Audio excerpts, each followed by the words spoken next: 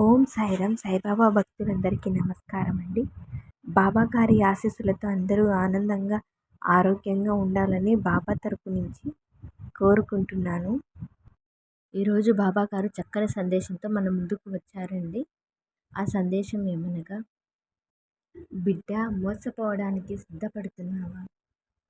నీ కోసమే పని కట్టుకు వచ్చాను, అశ్రద్ధ చేయకుండా విను అని మన బాబా గారు అయితే ఈరోజు అద్భుతమైనటువంటి సందేశంతో మన ముందుకు వచ్చారండి. ఈరోజు బాబా గారు ఎలాంటి సందేశం అందించాలనుకున్నారో ఆయన మాటల ద్వారానే విందాము. బిడ్డ, జరిగిపోయిన గతం కోసమే పదే పదే ప్రతిరోజు కూడా ఆలోచిస్తూ నీలో నువ్వు కుమిలిపోతున్నావు. వెనుకటి రోజుల గురించి ప్రతిరోజు తలుచుకుంటూ ఉన్నావు కదా బిడ్డ. అయ్యో, ఆ రోజు నేను అలా చేసి ఉంటే బాగుండేది, అప్పుడు నేనే సమయాన్ని బాగా వృధా చేశాను, కాబట్టి ఈరోజు నేను అనుకున్నటువంటి లక్ష్యాన్ని చేరుకోలేకపోయానే. ఇలా ప్రతిరోజు కూడా ఎంతో బాధపడుతున్నావు. అంటే జరిగిపోయినటువంటి రోజుల్లో నేను ఇలా చేసి ఉంటే బాగుండును అని ఇప్పుడు అనుకున్నంత మాత్రాన నీవు మరలా వెనుకటి రోజులకు వెళ్ళి చేయగలవా బిడ్డ? ఇలా ప్రతి క్షణం కూడా మన జీవితంలో చాలా విలువైనది, అపురూపమైనది. ఆ సమయాన్ని నువ్వు ఎలా అయితే ఉపయోగించుకుంటావో దాన్ని బట్టే నీ యొక్క భవిష్యత్తు మొత్తం నిర్ణయించబడి ఉంటుంది బిడ్డ. జీవితంలో ఒకే ఒక క్షణం వృధా అయినా నువ్వు మాత్రం దానిని తిరిగి పొందలేవు. అది జాగ్రత్తగా గుర్తుంచుకొని తెలుసుకొని నడుచుకోవాలి. నువ్వు కోల్పోయినటువంటి ఒక్క క్షణంలోనే ఎన్నో అద్భుతాలు జరిగేటువంటి అవకాశాలు ఉంటాయని ఎవరికి తెలుసు బిడ్డ? నీ జీవితంలో ఇచ్చేటటువంటి అవకాశాలు కూడా ఉంటాయని ఎవరికి తెలుసు బిడ్డ? నీ జీవితంలో ఇచ్చేటటువంటి అవకాశాలను వృధా కాకుండా, కాలక్షేపాలతో కాకుండా అనవసరంగా వ్యర్థం చేసుకోవద్దు బిడ్డ.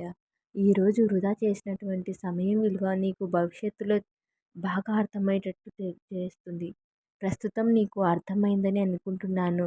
అయ్యో, ఆ రోజు నేను సమయాన్ని సద్వినియోగపరచుకోలేకపోయానే, ఈరోజు నాకు ఇంకా మెరుగైన పరిస్థితి వచ్చేది కదా, నేను ఎంతో మంచి ఉన్నత స్థితిలో ఉండేవాడిని కదా, నా జీవితంలో నేను సాధించాలనుకున్నది సాధించాల్సింది కదా అని నువ్వు అనుకుంటే ఇప్పుడు ఏమీ కూడా ఉపయోగం ఉంటుంది బిడ్డ. కాబట్టి ఏ పనినైనా సరే ప్రారంభించినప్పుడు దానిని అస్సలు నిర్లక్ష్యం చేయవద్దు. అలాగే మధ్యలో మీకు ఎన్ని ఆటంకాలు ఎదురైనా నేను మీకు ఆత్మమిత్రుల్లాగా, మంచి కోరేటువంటి మీ స్నేహితుల్లాగా, మీ శ్రేయోభిలాషిగా చెబుతున్నాను బిడ్డ.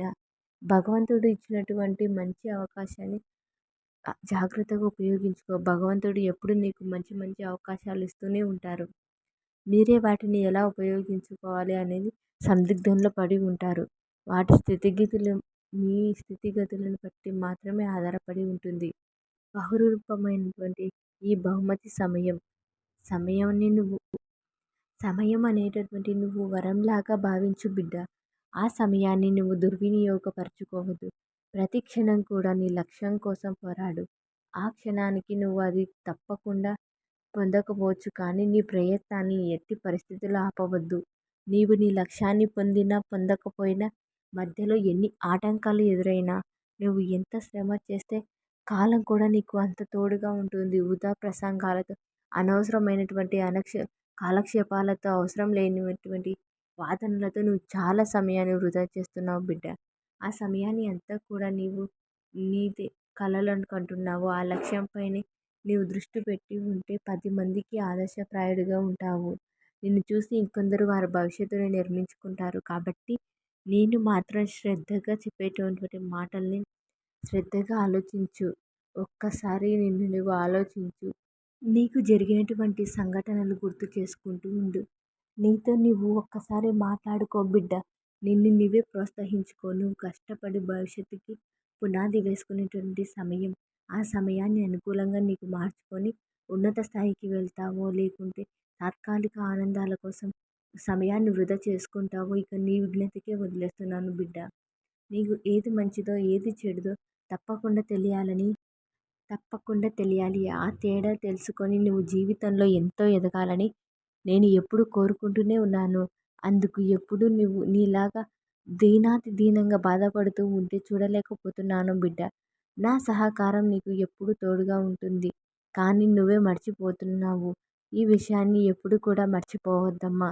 నువ్వు కోరుకున్నది ఎప్పుడు కూడా నేనెప్పుడు ఆలస్యం చేసినా సరే నీకు అంతా మంచే జరిగేలా చేస్తాను. ఒకవేళ నేను ఇవ్వడం మొదలుపెడితే ఈ పాటికే పూర్తిగా ఆపదలో చిక్కుకొని చాలా బాధలు అనుభవిస్తూ ఉండేవారు బిడ్డ.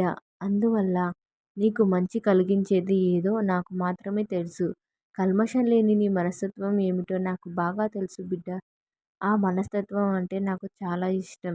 నువ్వు అడిగేటువంటి ప్రతి కోరిక కూడా న్యాయమైనదే. అన్నిటికన్నా నువ్వు ఏది కోరుకున్నా నీ మనసులో ఉన్నది ఉన్నట్లుగా చెప్పేస్తావు. నన్ను ఎంతగా నమ్మినటువంటి నీకు అంత మంచిగా జరిగేలా చూసుకోవడం నా బాధ్యత. నా చేయి పట్టుకొని నాతో పాటుగా నేను కూడా నీతో ఉన్నానని మనస్ఫూర్తిగా నమ్ము. ఎవరి నుంచి ఏది ఆశించవద్దు బిడ్డ. ఏదైనా ఆపద వచ్చినా నేనున్నానని మర్చిపోవద్దు. నీవు నాపై ఎంత నమ్మకాన్ని పెట్టుకుంటావో నీకు జరగబోయేటటువంటి అద్భుతాలు కూడా నిన్ను అంతే ఆశ్చర్యానికి గురిచేసే విధంగా ఉంటాయి. అవెన్నో మీకు సాయి అందిస్తున్న మాటలని మర్చిపోవద్దు. ఈ సందేశాన్ని నీకోసమే పంపించాను బిడ్డ. నీవు మనస్ఫూర్తిగా నమ్మాలి. నీ కష్టాన్ని నమ్ముకొని నీ సమయాన్ని వృధా చేసుకోవద్దని చెబుతున్నాను కదా.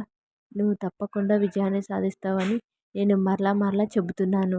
అదే నేను నీకు చెప్తున్నటువంటి గొప్ప మాటలు అనుకొని నా పలుకులను అశ్రద్ధ చేయకుండా నాపై నమ్మకం ఉంచి ముందడుగు వేయి బిడ్డ. తప్పకుండా నీ విజయ లక్ష్యాన్ని నువ్వు చేరుకునే విధంగా నాతో పాటు ఆ భగవంతుడు కూడా నీకు తప్పక తోడు ఉంటాడు. నీ బాధ్యత ఈ సాయిది. గోరంత పనిచేసి కొండంత ఫలితాన్ని ఆశిస్తే లేనిపోని దుఃఖాలు చుట్టుముడతాయి బిడ్డ. నువ్వు మాత్రం ఎక్కువ కష్టపడుతున్నావు. అందుకు నీకు తక్కువగా గడిచిపోయినటువంటి రోజులన్నీ కూడా నీకు బాధపడే విధంగా చేశాయి. కానీ ఇక నుంచి నీకు ముందు ముందు రోజులు గొప్ప జీవనాధారంతో మారపోబోతున్నాయి తల్లి. వాటి ద్వారా నీకు మంచి ఆలోచన శక్తి పెరగబోతుంది. నీకు మించినటువంటి శక్తి ఈ విశ్వంలో మరొకటి ఏదీ లేదు. నీవు తప్పకుండా తెలుసుకుంటావు. కష్ట సమయాన్ని ఎదుర్కొన్నవాడే జీవితంలో గెలుపు బాటను పడతాడు. కాబట్టి నీవు వచ్చేటటువంటి ఆపదను చూసి ఎట్టి పరిస్థితుల్లో కూడా భయపడవద్దు బిడ్డ. వాటికి లొంగిపోవద్దు. భయపడితే అవి ఇంకా ఇంకా నీకు భారంగా మారిపోతాయి. సంతోషంగా నీ విజయాన్ని నువ్వు చేరుకునేందుకు తోడు సిద్ధంగా ఉండు అని బాబా గారు ఈరోజు మనకు చక్కటి సందేశాన్ని అందించారు. ఈ బాబా గారి సందేశం మీకు అందరికీ నచ్చిందని అనుకుంటున్నాను. ఓం సాయిరామ్. సద్గురు సాయినాథ్ మహారాజ్కి జై.